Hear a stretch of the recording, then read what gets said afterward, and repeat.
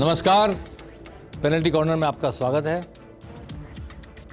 रणभेरी बच चुकी है, दोनों तरफ की सेनाएं आमने सामने और बहुत सारे निर्दलीय, बहुत सारी अलग अलग छोटी छोटी पार्टियां, बसपा, हनुमान बेनीवाल की पार्टी, सीपीएम, जेजेपी, सब मैदान में आ रही थी। आज नामांकन का आखिरी दिन था, ढेर सारे नामांकन भरे गए और भाजपा कांग्रेस दोनों में बगावत का बिगुल बज रहा है।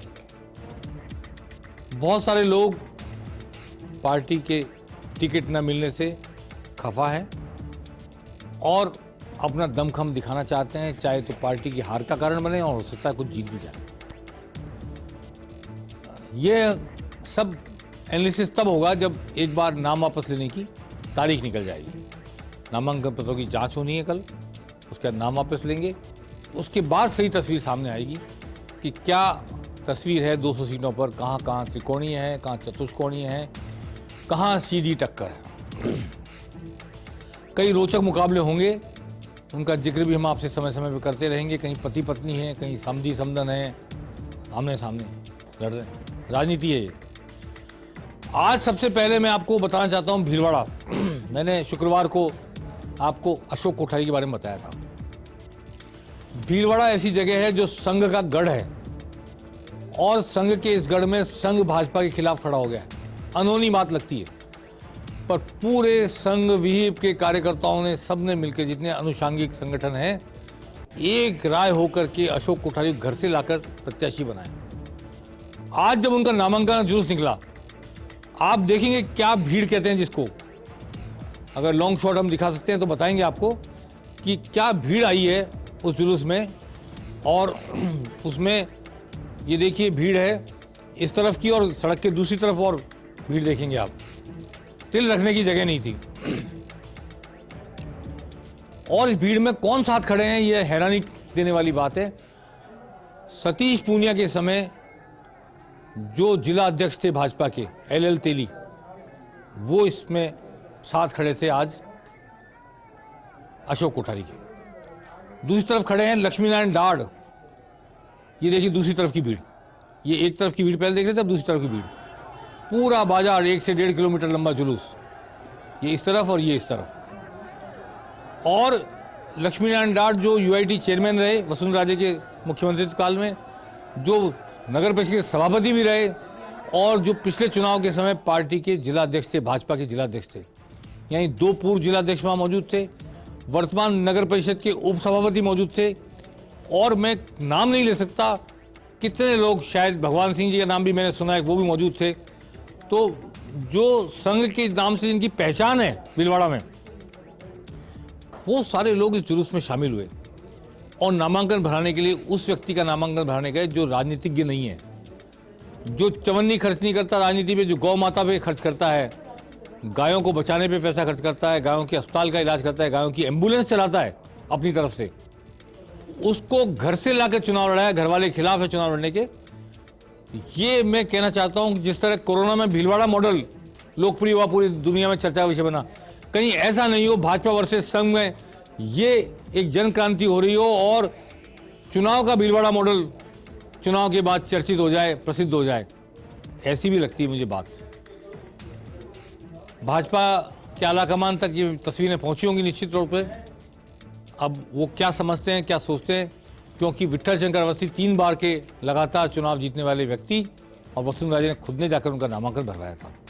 ऐसी स्थिति में उनका टिकट काटना संभव नहीं था, लेकिन संघ के, विश्व हिंदू परिषद के और जितने भी राम भक्त, गौ भक्त, सब ने मिलकर के भीलवाड़ा की जनता ने एक जन प्रतिनिधि, जन प्रत्याशी बना लिया है। जयप्रकाश नारायण 74 में कहते थे कि जनता के नुमाइंदे खड़े होने चाहिए पार्टियों से हटके। तीर पर कैसे रुकूं मैं आज लहरों में निमंत्रण, ये वो कहा करते थे भाषण में। जयपुर में उन्होंने भाषण दिया था रामनिवास बाग में, तब बोला सन 74 में। तो तीर पर कैसे रुके हैं ये लोग जब लहरों में निमंत्रण हो। चलिए, मैं तो सिर्फ इसलिए कहना चाह रहा था कि बाकी बगावत बहुत जगह होगी, भाजपा की भी होगी, कांग्रेस की भी होगी, लेकिन ये बगावत मामूली नहीं है। ये भाजपा के खिलाफ आरएसएस की बगावत है, विश्व हिंदू परिषद की बगावत है, इसलिए रेखांकित किए जाने योग्य है। और ऐसे व्यक्ति के लिए बगावत है जो राजनीतिज्ञ नहीं है, जो राजनीति जानता नहीं है, जनता का प्रतिनिधि बनकर चुनाव लड़ेगा। देखना है हश्र क्या होता है, आगे आगे देखिए होता है क्या। आज भाजपा ने अपनी एक गलती सुधारी। मसूदा से अभिषेक सिंह का टिकट था वो काट दिया, बदल दिया और वीरेंद्र सिंह कानावत को टिकट दिया, जो पुराने कार्यकर्ता हैं, पहले प्रधान रहे हुए हैं मसूदा में। उनको रात को 3 बजे घर पे जाकर उठाया गया। ये देखिए, ये तस्वीर है सचिन पायलट के साथ अभिषेक सिंह की। ये पोस्टर है अभिषेक सिंह का सचिन पायलट के साथ। ये पोस्टर और तस्वीरें आलाकमान के पास भाजपा के पुराने कार्यकर्ताओं ने पहुंचाई कल के कल। और भी बहुत सारे वीडियो हैं जिनका मैं जिक्र नहीं करना चाहता, यहाँ व्यक्तिगत हैं, लेकिन उन सबको भाजपा के कार्यकर्ताओं ने आलाकमान पहुंचाया कि ये क्या कर दिया, जिसका नाम न सर्वे में न पैनल में, ब्यावर से चुनाव लड़ा था, निर्दलीय 2800 वोट आए थे, ऐसा बताते हैं ये लोग। तो उस व्यक्ति को मसूदा से टिकट दे दिया गया। कैसे दे दिया गया, कौन से सर्वे, कौन से पैनल, कौन सी रायशुमारी और कौन से वो 200 विधायक आए थे अलग जिलों, अलग राज्यों के, जिन्होंने एक एक कॉन्स्टिट्यूंसी का दौरा करके सर्वे किया था, रिपोर्ट बनाई थी, कहाँ चली गई सब चीज़ें। ये सवाल जब उठा तो अभिषेक सिंह का टिकट काट दिया गया। वीरेंद्र सिंह कानावत बुजुर्ग भले इंसान, रात को 3 बजे जाके उनको उठाया, उन्होंने टिकट मांगा नहीं था। उन्हें घर जाकर कहा गया, इसे कहते हैं राजयोग, उन्हें घर जाकर कहा गया कि आपको चुनाव लड़ना है।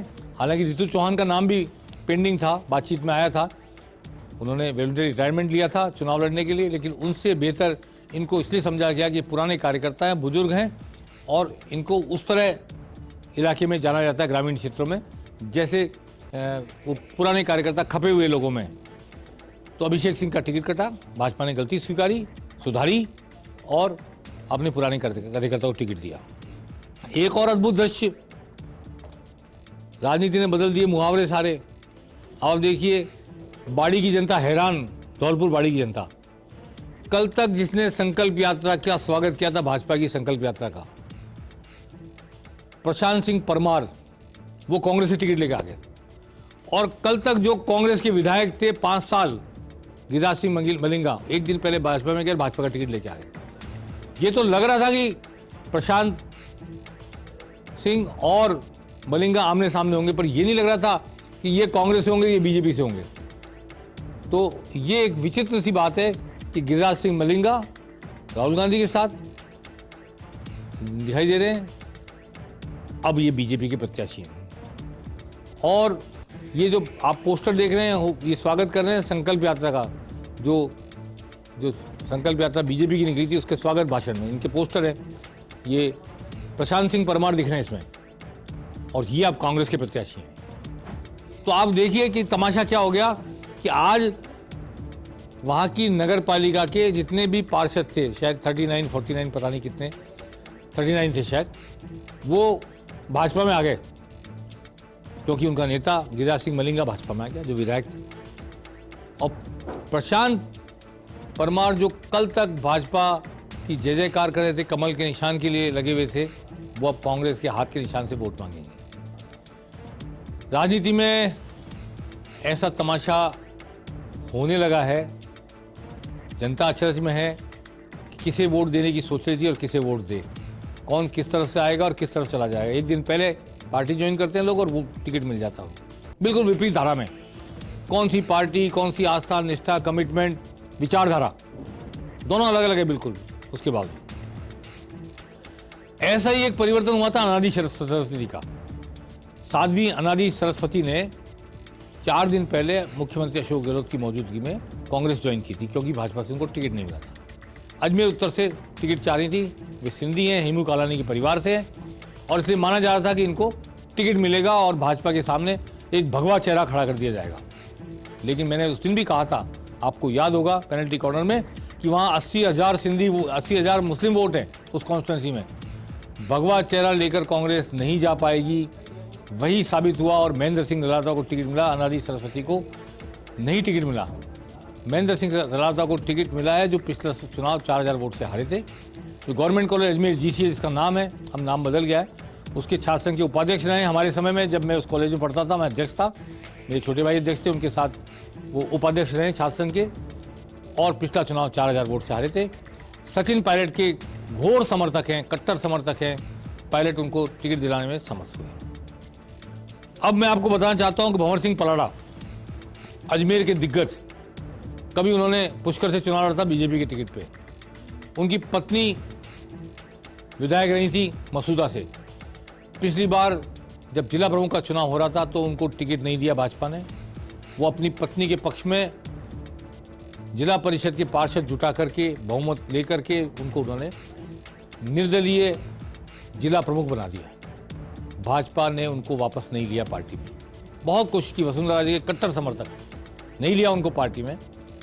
वो अब बगावत करके उन्होंने राष्ट्रीय शौर्य पार्टी नाम की पार्टी बनाई है। रिकॉग्नाइज हुई या नहीं हुई पता नहीं, रजिस्टर्ड हुई या नहीं हुई ये पता नहीं, लेकिन राष्ट्रीय शौर्य पार्टी के नाम से भंवर सिंह पराड़ा नसीराबाद से चुनाव लड़ेंगे। उनके बेटे शिवराज सिंह पराड़ा मसूदा चुनाव लड़ेंगे। मसूदा से उनकी माँ, शिवराज सिंह पराड़ा की माँ विधायक रह चुकी हैं।